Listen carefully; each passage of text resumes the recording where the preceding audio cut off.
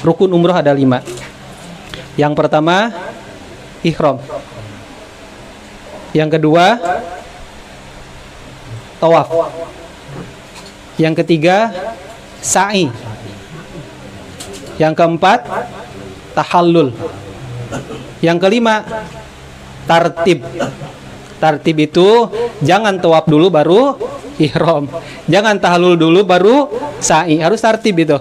Ihram, tawaf, sa'i, tahallul. Itu harus tartib.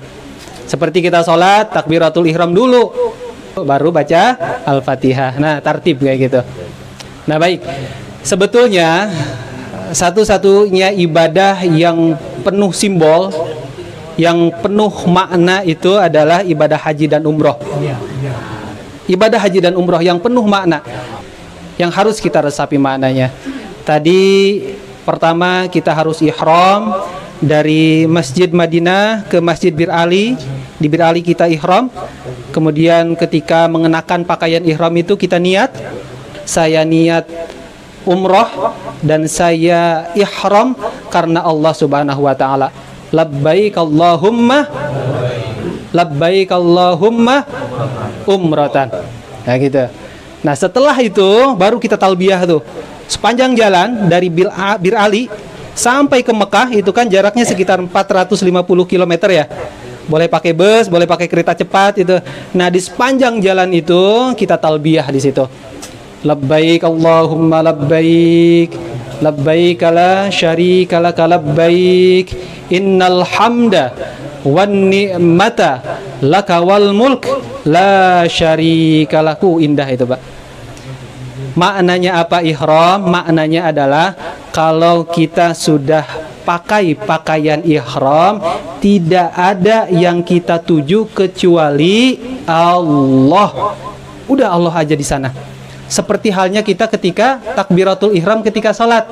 Allahu Akbar, ihram, haram yang lainnya kecuali apa-apa yang ada dalam salat. Begitupun umroh, haram yang lainnya kecuali apa-apa yang harus kita lakukan ketika kita umroh. Kita ingat Allah terus sepanjang hari itu. Perjalanan kita talbiyah, kemudian nanti masuk ke Masjidil Haram. Boleh kita tawaf kudum dulu sunnah. Boleh setelah itu kita sholat sunnah. Sholat sunnah tawaf. Sholat sunnah tawaf. Nah, baru di sana setelah itu kita tawaf sebagai rukun dari umroh. Bapak Ibu yang dirahmati oleh Allah Subhanahu wa taala, bahwasannya nanti ketika kita melihat Ka'bah, Bapak sudah berapa kali ke sana? Yang pertama. Kalau Pak Rahmat Tahiri udah 10 kali kayaknya. Karena nanti lihat Ka'bah udah luar biasa itu. Itu yang selama ini kita menghadap kepadanya karena diperintah oleh Allah Subhanahu wa taala itu. Banyak orang yang nggak kuat nahan tangis. Ya, Pak Haji ya. Luar biasa itu. Pertama kali yang kita lihat dari Ka'bah itu nggak kerasa tuh, Pak. Bercucur air mata. Sebengal-bengalnya orang, istilahnya, mohon maaf gitu ya. Itu ketika melihat Ka'bah, Masya Allah, itu keagungannya terlihat di sana. Karena besar sekali, Pak, besar sekali nanti Ka'bah gitu kan, hitam wibawa itu luar biasa. Dan nanti kita di sana akan tawaf dari mulai rukun Hajar Aswad. Hajar Aswad, jadi posisi Ka'bah sebelah kiri kita. Rukun Hajar Aswad, nanti kan Ka'bah itu persegi 4 ya.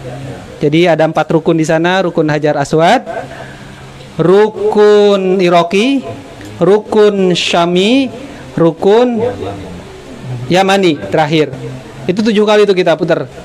Tergantung kalau kita lewat Ka'bah, maksudnya dekat dari Ka'bah itu sebentar. Tapi kalau kita jauh dari Ka'bah itu lumayan tuh. Makin jauh makin lama kita di sana. Makin jauh makin lama di sana, Masya Allah. Ini kadang-kadang untuk orang-orang yang memang orientalis dipertanyakan, ngapain pakai tawaf, gitu kan? Nggak ada maknanya, nggak ada relevansinya, kata orang-orang orientalis. Bahwasannya Bapak Ibu yang dirahmati oleh Allah, kalau kita lihat kenyataan, ternyata semua makhluk Allah yang lain itu tawaf. Semua makhluk Allah yang lain tawaf. Malaikat, malaikat nggak kita lihat ya. Malaikat itu tawaf, sampai saat ini tawaf. Tawaf. Begitupun hewan sekecil semut pun tawaf. Dan tawafnya bukan mengitari seperti kita lihat jam muter gitu ke kanan, tapi ke kiri dia. Coba diperhatiin. Ada masanya mereka tawaf. Apa makna tawaf? Makna tawaf adalah bahwa Allah di Jakarta sama Allah di Mekah sama. Allah di rumah sama di masjid sama. Allah yang kita sembah di Masjid Ar-Rahman sama Allah yang kita sembah nanti di Baitullah sama. Allahnya itu juga. Nah itu.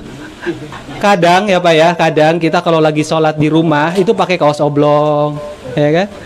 Kadang ya kain juga seadanya, rambut acak-acakan, jauh dari kata wangi. Kalau sholat sendirian di rumah, beda kalau kita sholat lagi banyak orang. Sholat Idul Fitri, wah luar biasa, kita dandan dulu, ngacanya juga 10 kali. Oh udah ganteng, udah ganteng. Nah, itu. Jadi jangan dibeda-bedakan. Dimanapun kita ibadah, Tuhan kita satu Allah. Kita ibadah di Ar-Rahman Allah Tuhannya, kita ibadah di Baitullah Allah Tuhannya. Maksudnya tawaf itu tawafkan ruh kita. Ruh kita itu tawafkan bahwa semua yang aku lakukan ini lillah billah, karena Allah Subhanahu wa ta'ala. Nah itu makna dari tawaf. Cepat saja, setelah tawaf kemudian kita disuruh nanti sya'i. Sya'i itu dari mulai Bukit Sofa ke Marwah. Dari Sofa itu ke Marwah jaraknya sekitar berapa ratus meter itu Pak Haji? 400 ada ya? 400 meter itu. Cuma karena kita jalannya itu nggak lurus, dari Sofa lurus gitu, nggak, muter dia, muter dari Sofa, muter gitu, nggak lurus Pak. Nggak lurus. Jadi Sofa 7 kali, ke Marwah, ke Sofa 2 kali, ke Marwah 3 kali. Nah terakhirnya itu adalah di Marwah. Apa maknanya di sini? Bahwasannya kita lahir, boleh jadi saya lahir misalkan di Jakarta, tapi saya mati nggak tahu di mana. Akhir hidup saya nggak tahu di mana. Boleh jadi di Palembang, boleh jadi di Madinah, boleh jadi di Garut misalkan, nggak tahu saya mati di mana. Nah itu pemaknaan dari sya'i. Boleh jadi start kita itu dari Sofa, tapi akhir kita itu adalah di Marwah. Nggak harus kita lahir di Garut mati di Garut. Nggak harus kita lahir di Jakarta mati di Jakarta. Artinya apa? Harus mempersiapkan diri di sini. Umur tidak ada yang tahu, ajal hanya Allah yang tahu. Kita harus persiapkan diri dimanapun kita berada. Bapak Ibu yang dirahmati oleh Allah Subhanahu wa ta'ala, makna sa'i itu apa? Makna sa'i? Sa'i itu bukan berlari-lari kecil, bukan. Karena nanti beda antara laki-laki sama perempuan. Kalau laki-laki disunnahkan untuk berlari kecil, kalau perempuan jalan kaki biasa. Jadi sa'i itu bukan berlari kecil, tapi apa? Usaha dengan optimal. Usaha yang optimal itu sa'i namanya. Maknanya apa di sana? Maknanya adalah kita meraih surga itu harus dengan usaha yang optimal. Am hasibtum an tadkhulul jannah walamma ya'tikum mathalul ladzina khalau min qablikum massathumul ba'sya wad-dharra wa zulzilu hatta yaqula ar-rasul wal ladzina amanu ma'ahu mata nasrullah ala inna nasrallahi qarib. Apakah kalian nganggep dengan ibadah apa adanya kayak gini mau masuk surga? Sudah datang dari orang-orang terdahulu bahwa kalian itu belum mendapatkan cobaan seperti orang-orang terlebih dahulu. Mereka kelaparan, mereka dihina orang, mereka mendapatkan penyakit yang luar biasa, sampai-sampai Nabi dan para pengikutnya, mata nasrullah, mana pertolongan Allah, sampai mengucapkan kata-kata seperti itu, saking beratnya apa yang mereka alami. Kita di sini cuma disuruh bangun subuh, ke masjid, habis itu zikir sedikit, kalau ada kajian ikut kajian, kalau ada gerakan di RW ya ikut, itu doang gitu. Nggak ada yang berat di sini kita. Dengan seperti itu kita yakin banget masuk surga.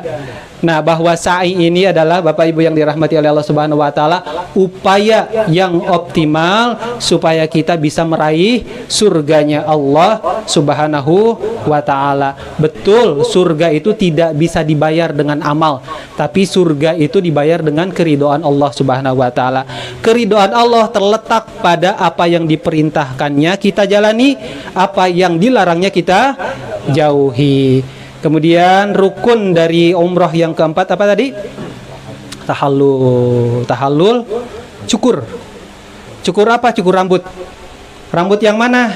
Yang ini, yang ini nih, cukur rambut. Kalau bisa dibotakin kalau untuk laki-laki, kalau bisa untuk perempuan dia dipendekin gitu. Maknanya apa? Maknanya apa adalah menurut guru saya, maksud dari tahallul itu hilangkan dunia dalam hatimu. Udah, kalau beres umroh udah hilang dunia di hati kita. Kan kita masih hidup di dunia, ya, tapi dunia jangan sampai dibawa ke dalam hati. Karena semakin dalam kita memikirkan dunia, semakin kita mendapatkan kecemasan, semakin mendapatkan kesengsaraan. Meskipun dunia kita dapat, tapi yang baik gimana dunia itu ada di tangan kita, bukan di hati kita. Nah, itu saja mungkin Bapak-bapak yang dirahmati oleh Allah Subhanahu wa taala, tausiah yang sangat singkat ini. Mudah-mudahan rangkaian rukun umroh tadi kita semua bisa melaksanakannya. Artinya kita semua bisa melakukan umroh sama-sama.